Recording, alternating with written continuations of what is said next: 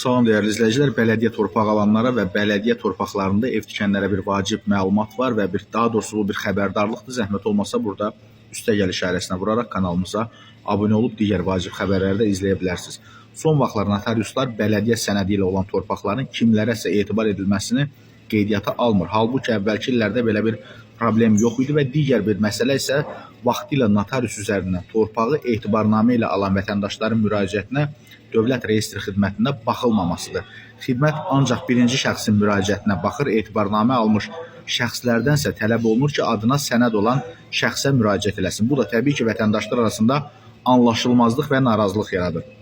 Deməli, bu barədə bizim mediaya danışan əmlak məsələləri üzrə ekspert Ramil Qasımzadə bildirir ki, problem hüquqları müəyyən edilməyən torpaqlarla bağlıdır. Bəzi vətəndaşlar bələdiyyə sənədi olan torpaqları etibarnamə ilə alırlar, amma həmin şəxslər unudurlar ki, aldığı torpaq sahəsi satan şəxsin mülkiyyətinə aid deyil. Yəni o da bələdiyyə torpağı olduğuna görə o birbaşa mülkiyyət sayılmır və dəyərli izləyicilər, bələdiyyə sənədi hələ mülkiyyət hüququnun tanınması demək deyil və çox faktlar olur ki, bələdiyyələr müvafiq dövlət qurumları ilə razılaşdırma aparmadan torpağı kimlərəsə satır, yaxud da bələdiyyə öz mülkiyyətində olmayan torpaqları da vətəndaşlara satırlar. Bu isə qanun pozuntusudur və son 10 ilə qədər vətəndaşlara bələdiyyə sənədləri ilə çox sayda torpaqlar satılıb. Hətta satılan torpaqlarda evin tikintisinə də imkan verilib və qeyd və Bakıda 100 minlərlə belə evlər, yəni fərdi yaşayış evləri var və əvvəllər bəzi notariuslarda bələdiyyələrin verdiyi torpaq sahəsinin kiminsə ixtiyarına verilməsinə dair etibarnaməni tanıyırdı. Lakin